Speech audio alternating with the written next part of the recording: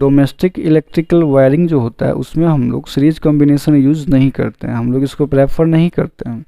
तो इसके भी कुछ रीज़न है ना। ये एग्ज़ाम में आपका क्वेश्चन पूछा जाता है कि आप ये बताएं कि डोमेस्टिक वायरिंग में सीरीज कॉम्बिनेशन क्यों नहीं यूज करते हैं, इसके क्या डिसएडवांटेजेज हैं, तो वही आपको बताना है।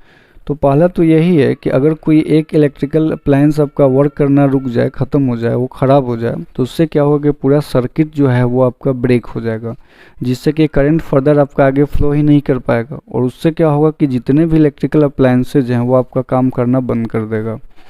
तो यही रीज़न है कि आप जो है इसको प्रेफर नहीं करते हैं। जैसे देखिए दूसरा रीज़न ये है कि आप जो है अगर सीरीज में अगर जुड़ते हैं तो सीरीज में आपको हर एक इलेक्ट्रिकल अप्लायंस को आपको एक ही स्विच से ऑपरेट करना पड़ता है, यानी कि आप जो है सेपरेट स्विच यहाँ पे नहीं रखते हैं। तो यही प्रॉब्लम है कि आप अगर सीरीज में लगा रहे हैं तो वहाँ पे एक ही स्विच होगा, आप सेपरेट स्विच नहीं लगा सकते हैं। तो इससे प्रॉब्लम क्या है कि अगर आपको ज़रूरत है कूलर की तो उस समय आप एसी को क्यों चलाएंगे, या फ़ैन की ज़रूरत है उस समय आपका टेलीविज़न जो है चलता रहेगा। तो आपके घर में जितने भी अप्लायंस हैं ना सबको एक ही साथ अगर आप ऑन करेंगे तो सब एक साथ ऑन हो जाएगा, ऑफ़ करेंगे तो सब एक ही साथ ऑफ़ हो जाएगा। तो ऐसा सिचुएशन काफ़ी ज़्यादा कॉम्प्लिकेटेड हो जाएगा आपके लिए, तो आप इसको प्रेफर नहीं करेंगे ना। जबकि पैरेलल में क्या खासियत है कि आप अपने ज़रूरत के हिसाब से डिवाइस को ऑन ऑफ कर सकते हैं, जब जिस डिवाइस का रिक्वायरमेंट है उसी को आप एट अ टाइम ऑन कीजिए। इससे क्या होगा कि आपका इलेक्ट्रिसिटी का जो है सेविंग्स होगा, आपका मनी का सेविंग्स होगा। इसके अलावा अगर हम बात करें थर्ड इसके डिसएडवांटेज क्या है, तो इसमें जो जितने भी इलेक्ट्रिकल अप्लायंस है ना उन सबको 220 वोल्टेज जो है वो नहीं मिल पाता है, क्योंकि आप जानते हैं कि जो वोल्टेज होता है ना वोल्टेज यहाँ पे डिवाइड हो जाता है, यानी कि it gets shared by all the appliances. तो आपको जो है ना हर एक इंडिविजुअल अप्लायंस जो है 220 वोल्ट उसको नहीं मिल पाएगा, जिसकी वजह से वो सही से फंक्शन नहीं कर पाएगा।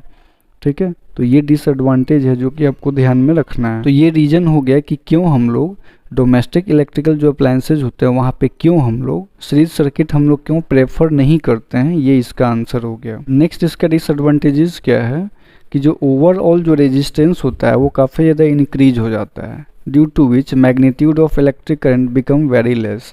तो मतलब क्या हुआ ना कि देखिए सीरीज में क्या है कि आप बहुत सारे रेजिस्टर को सीरीज में आप जोड़ते हैं तो ओवरऑल जो इफेक्टिव रेजिस्टेंस वो काफ़ी ज़्यादा बढ़ जाता है। तो इसकी वजह से क्या होगा कि जब रेजिस्टेंस हाई हो जाएगा तो आपको पता है कि रेजिस्टेंस और करंट का जो इन्वर्स रिलेशन है, तो इस केस में जो करंट होगा वो काफ़ी उसका वैल्यू काफ़ी लो हो जाएगा। तो वैसे अप्लायंस है जिसको ज़्यादा करंट की ज़रूरत है, वो तो चूँकि सर्किट ज़्यादा करंट को अलाउ ही नहीं कर रहा है, तो फिर उसको सफिशिएंट अमाउंट ऑफ करंट नहीं मिल पाएगा, तो वो डिवाइस आपका प्रॉपर वर्किंग नहीं करेगा, उसका प्रॉपर फंक्शनिंग जो है यहाँ पे रुक जाएगा।